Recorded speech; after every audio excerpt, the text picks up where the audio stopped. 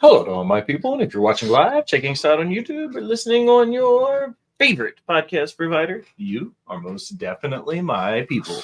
Welcome back to another episode of Botched Spots and Share Shots. I am still your host, a chef by trade and a mark by choice. I am the Will Gray, and I am one of the big three. Coming in second, directly to the right of me on your screen, he is the host of Botched Spots and Share Shots Nerdy News. He is the host of NXT on Tap, Boyfriend Time of the Wolfpack Podcast. He is everybody's favorite Ginger Ninja. It's everybody's favorite homie, Jax Bo. Jax, how the hell are you? I'm doing good. I'll be honest. I'm still a little pissed off at Epic Games. But I'm Fuck Epic Games. What are you pissed off for? Tell us. Why are you mad?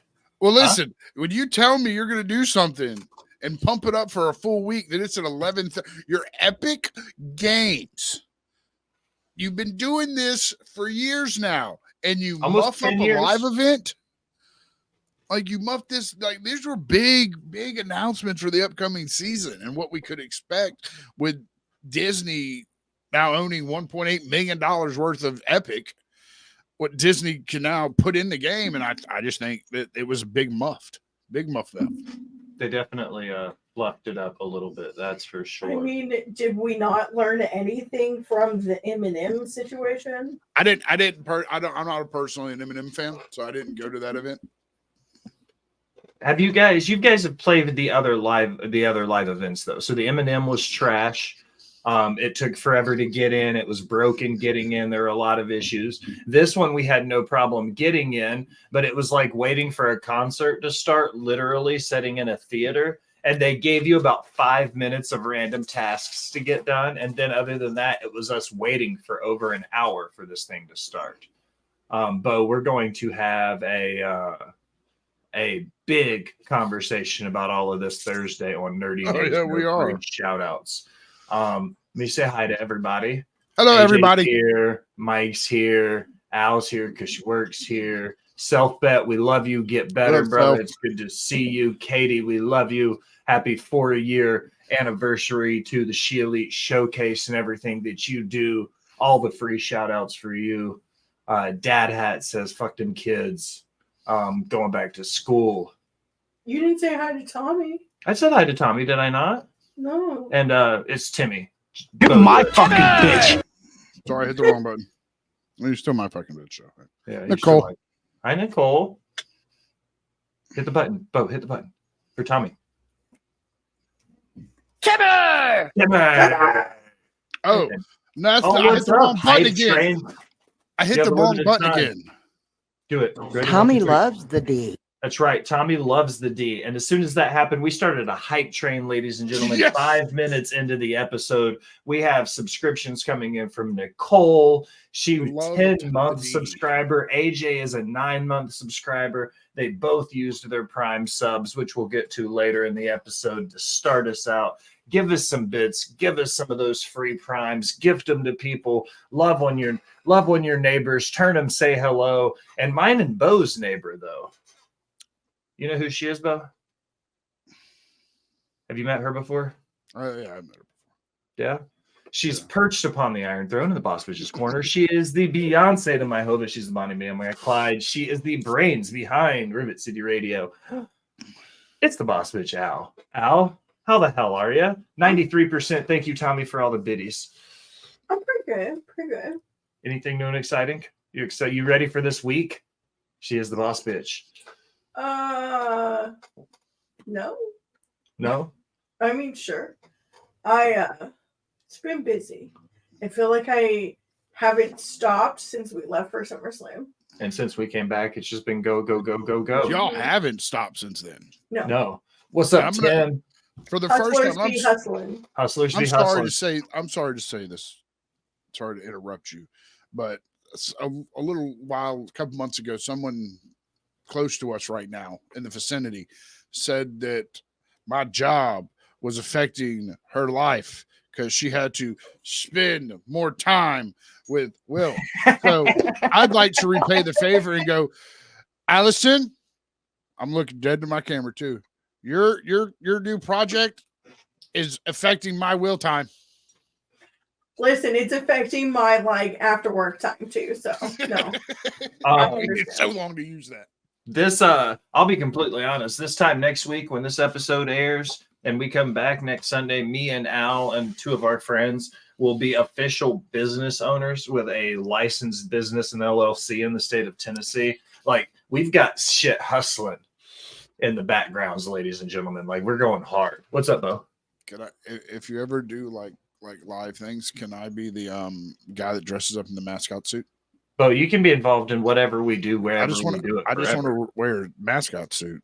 You know, Snoop Dogg goes to his nieces and nephews' parties in costume so people don't recognize him. I hope we get that big someday. You know what we got to do before we get to work? Please the algorithmic gods.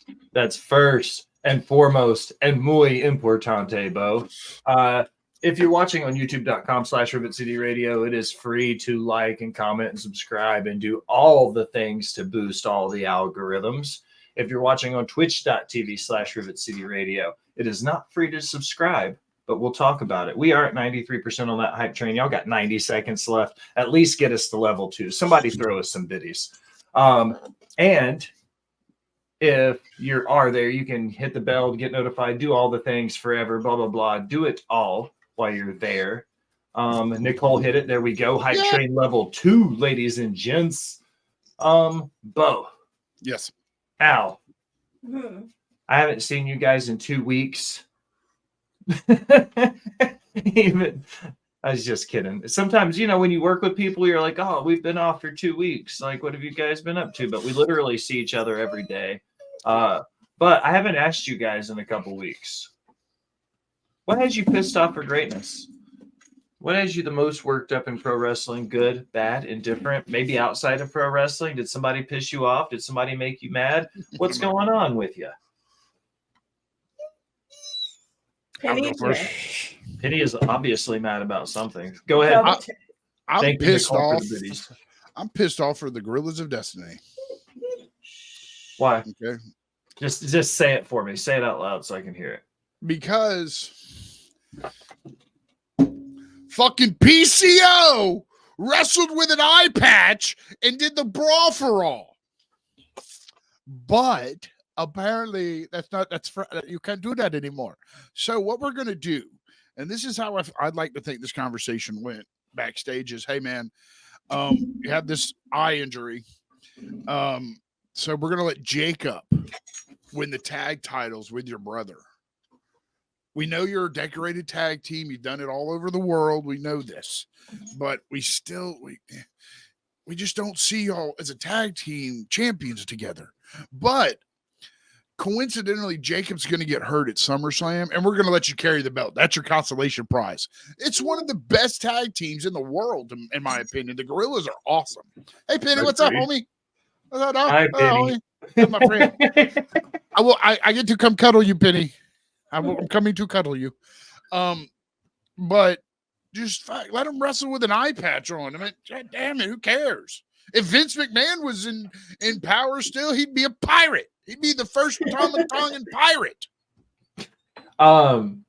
He could, Rocky Romero, for crying out loud. Shout out to Tim Farmer in the chat. He's another big fan of Nuge, as the hipsters say, New Japan Pro Wrestling. Rocky Romero's been wearing an eye patch for a fucking decade because of a kayfabe injury. And you know what he does when he wrestles?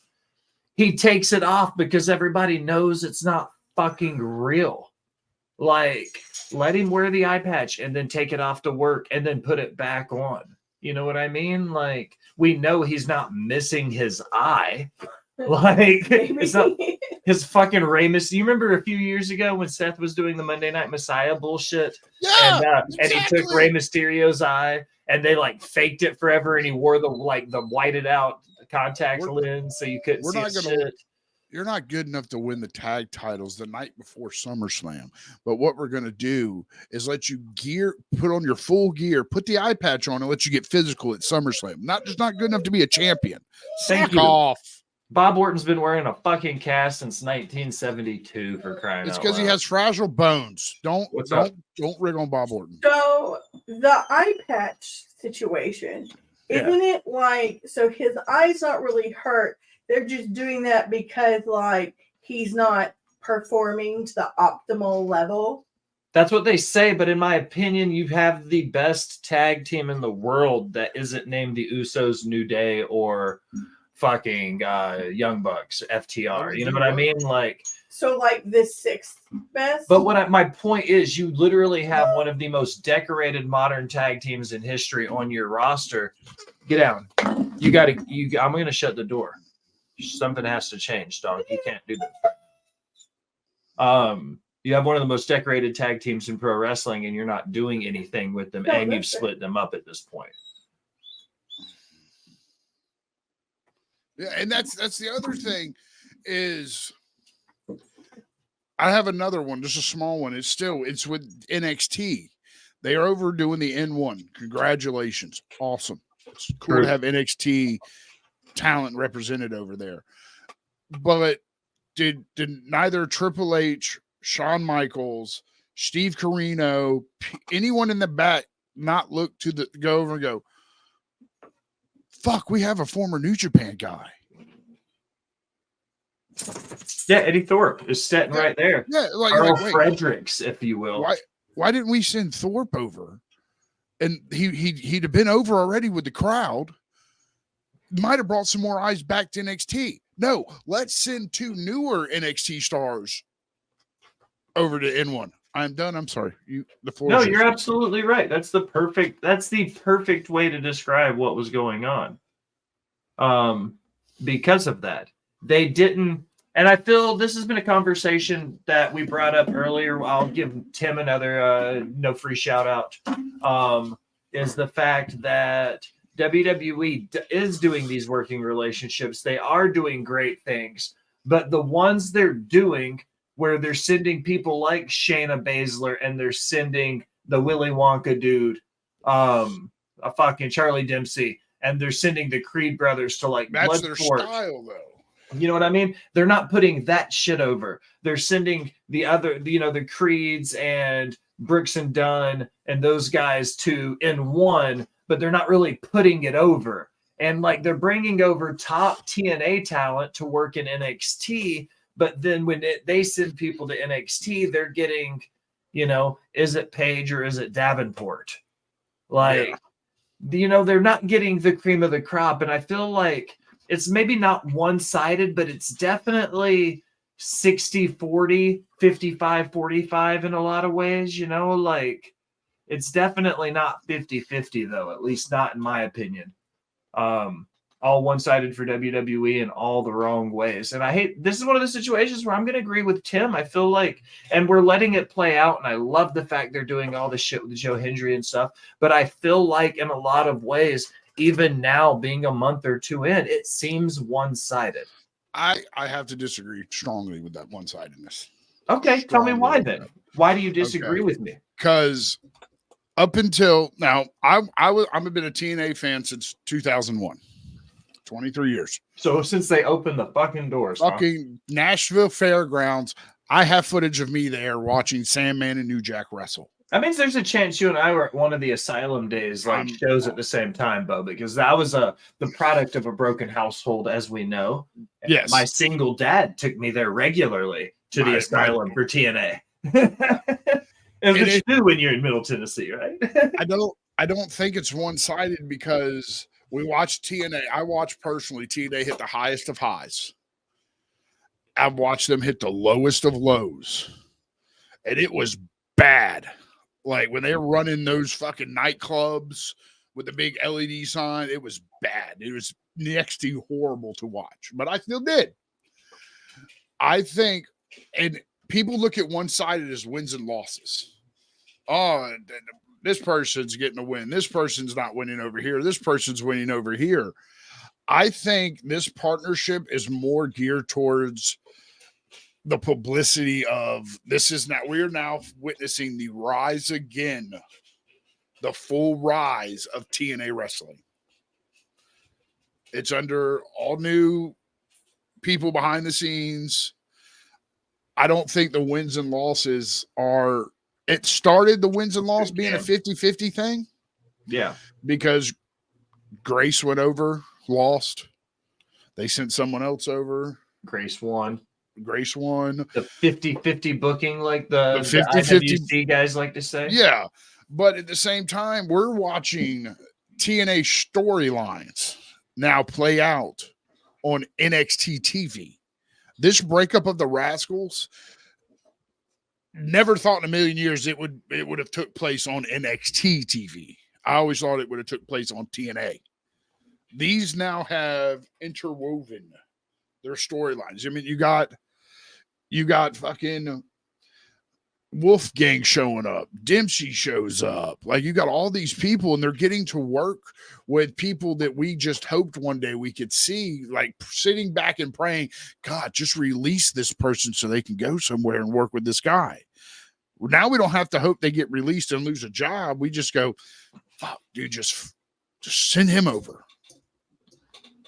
No, I agree.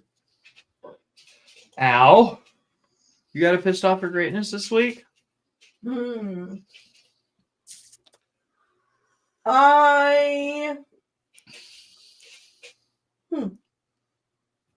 also wrestled. He did in that battle royal. That was dope. I am pissed off that. Here we go. I got it. It takes 2 seconds to be kind to somebody. Fair. And I guess like this is a product of me being born and raised in the South. But like, there's no need to be rude or disrespectful. Like, when you work a customer service job, if I'm not being rude or disrespectful to you, you should not be rude or disrespectful to me. And it goes in any situation, not necessarily like a customer service situation. But like, I don't know, like when we were in Cleveland for SummerSlam, like, How was lunch? Lunch was fucking not good. Like, atmosphere. Okay, so we went to no free shout outs for sure. The Haunted House restaurant. Been all over fucking TikTok. Right? Vibe, super fucking cool. The only miss on the vibe is I felt like instead of just playing like random top 40 music, they should have been playing the music from the scary movies. Like, it was Brunch with Michael Myers, and we had Michael Myers walking around, which was excellent. The dude doing Michael Myers stuff was amazing. Like, it was a great distraction from how long it took to get our food. I'm just realizing I should never go out to eat with Allison again. Like, the 2 times I've been somewhere with Allison, it took us 2 hours. I know. Listen. So, like, I ordered something I probably shouldn't have because it wasn't like, it was like outside of the norm of all the other stuff on the menu. And it wasn't good. Like, it wasn't good. And, like, it took forever to get our food. And so, like, yes, I ate it. Like, I ate half of it. I choked it down. I was fucking hungry. Like, it is what it is. When the waitress came by at the end, I was like, hey, just so you know, like, this wasn't good. No words out of my mouth were rude or disrespectful. I was like, hey, you know, this was, like, you were great. Like, you were really nice. Like, I understand that this is not your fault, but, like, this was not good. And she immediately attacks me and was like, well, you ate half of it. Yeah, because I was hungry. And you were busy, which is fine because you were quadruple sat. Like, and then she brings the manager over, who's also, like, super condescending and rude. I don't know. Like, again, it might just be because I'm Southern and I just genuinely expect people in a customer service situation or any situation to be nice unless there's a reason not to be nice. And so, like, yeah, it just wasn't a super great experience. Also, we went for brunch and they used food coloring to make their waffles black, red, or green. Don't do that.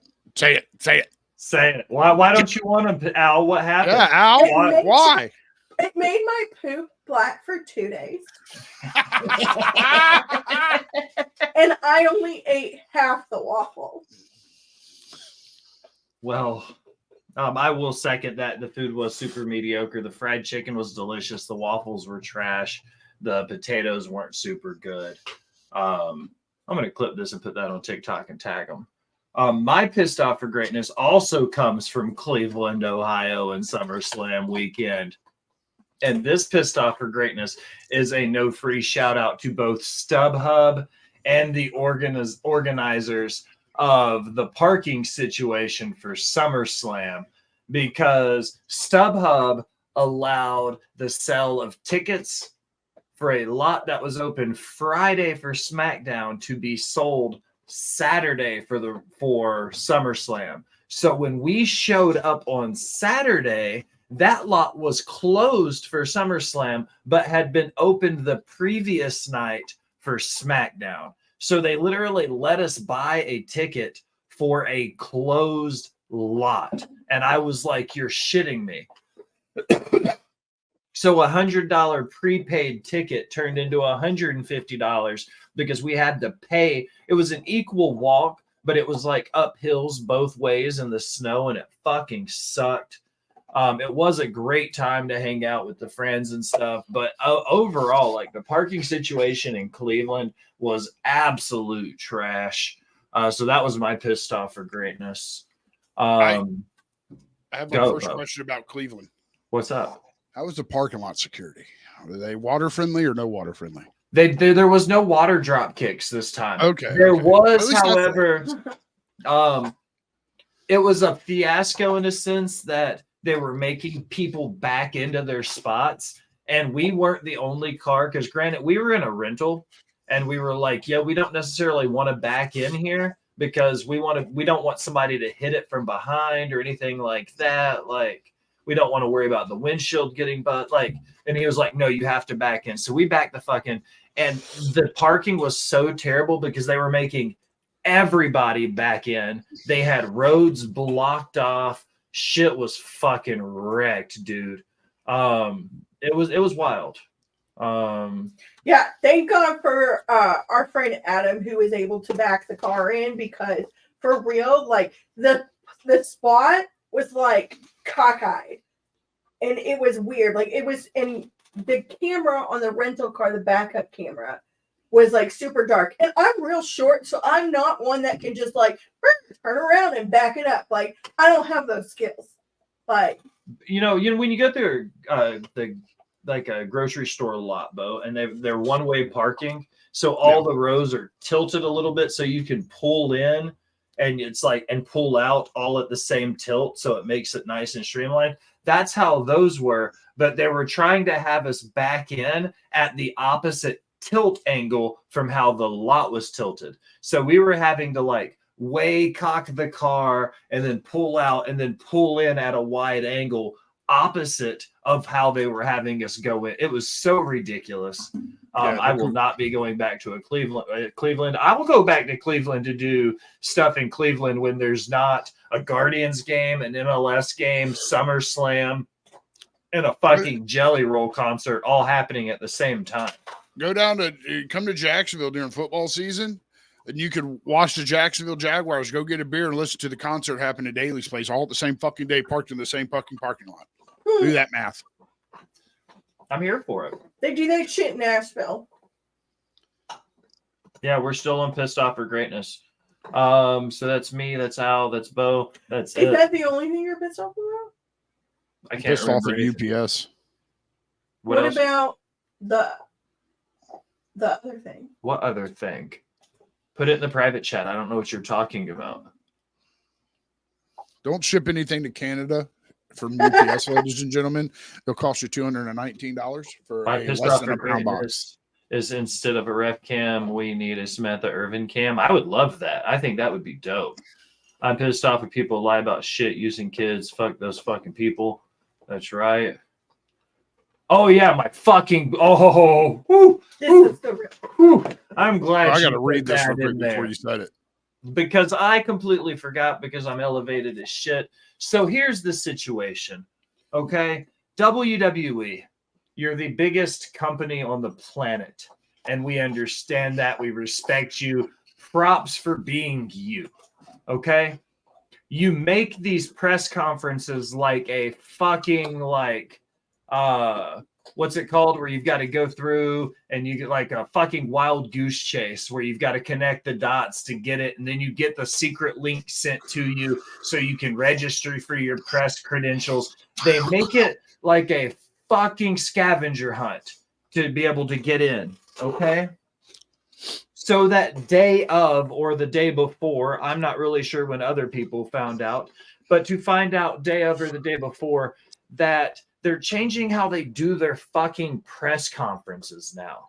So not only now, it's not just for actual reputable members of the press, okay?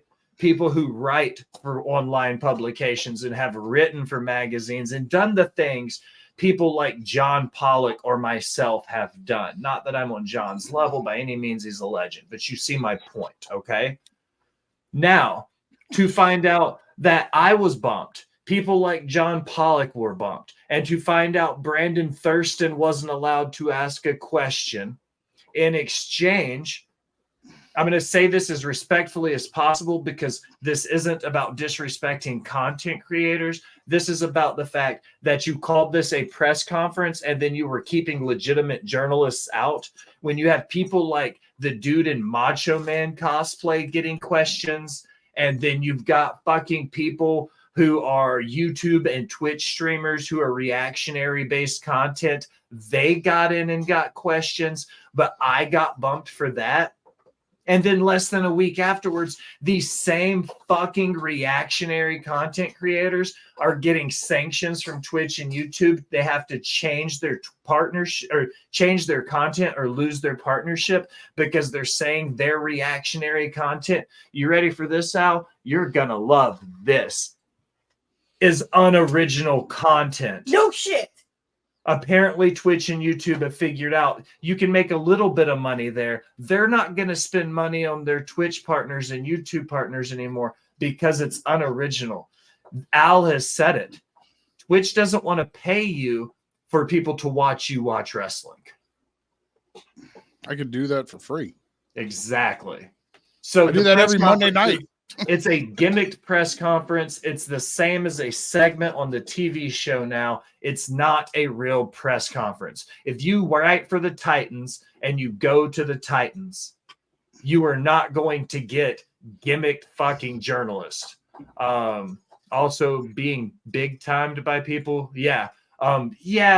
Like, I'm sorry, if you're a host on our fucking network, and you and your stupid fucking camera crew walk in front of me and Al, and you don't even have the balls to say hi to us, like, put your 2 weeks notice in now. That's all I've got to say about it, bro. Like, you host a show on our network, and you walk by us with your fucking camera crew, and you don't have the audacity to say hi.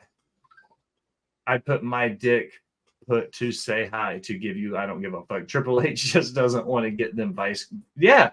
And he still ends up getting them. They're going to eventually run out of motherfuckers to let in, and you're going to have nobody there to except ask Cody, like, how's Pharaoh doing? How's Pharaoh and the other dog?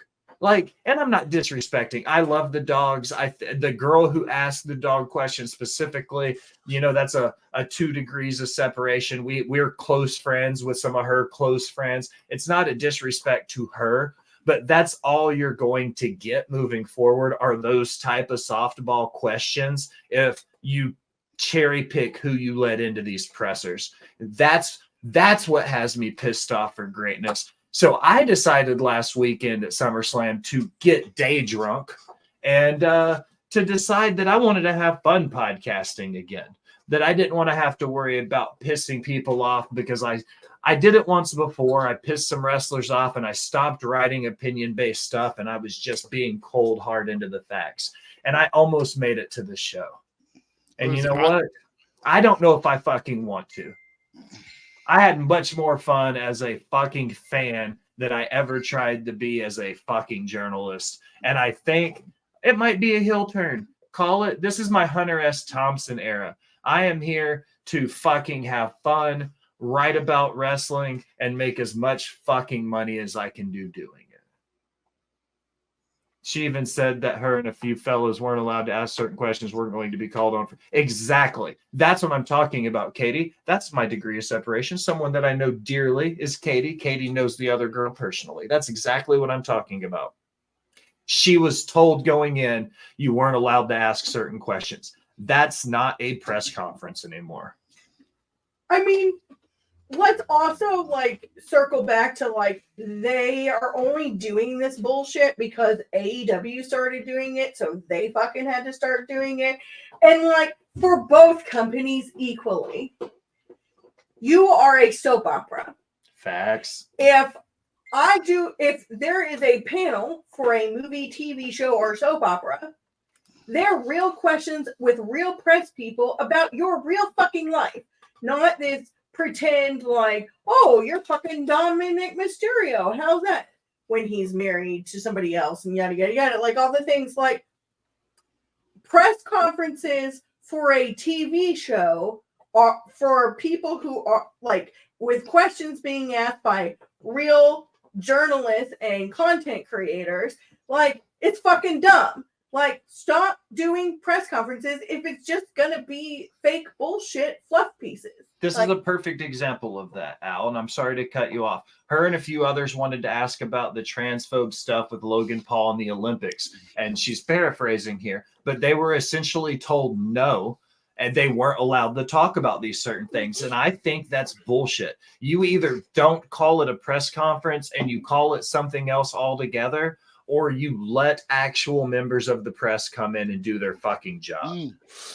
I would want to ask WWE how would Logan Paul's new lawsuit against him from his bottling company is going to affect the Prime WWE relationship. Mm-hmm. That's the shit I want to know. Like, how's this going to affect your relationship now that the energy drink of WWE, one, has lied on their fucking ingredients. There's more caffeine in a fucking Prime energy drink than there is in a case of Red Bull, by the way. That's why those kids are having heart attacks. Fucking Bronny James and those kids, allegedly, to save my ass, have started having heart attacks and shit from drinking Prime and being Prime endorsed athletes. Yeah, it's just their nutritional facts are not safe and they're not trustworthy. They were handing out Prime like it was fucking Christmas at SummerSlam. Yeah, they were. Like, I just want the bottle. I'm never going to drink the shit because apparently some lady found mold in hers. You mean... Yes, this bottle, this SummerSlam exclusive Prime. That was not bottled by the bottling company that has the contract for Prime. Correct. And we're not going to talk about the lawsuit that the Olympics is going for against Logan Paul for his Olympic Prime bottle.